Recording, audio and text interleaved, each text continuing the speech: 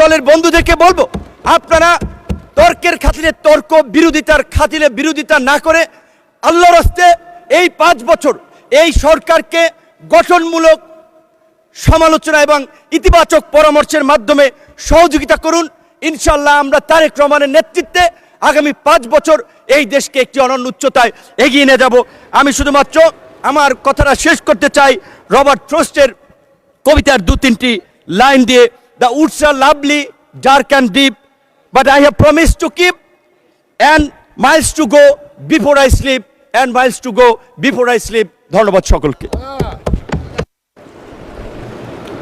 অসংখ্য ধন্যবাদ মাননীয় সদস্য। আলোচনায় অংশগ্রহণ করবেন যশোর 3 আসন থেকে নির্বাচিত মাননীয় সদস্য জনাব অনিন্দ্য ইসলাম অমিত।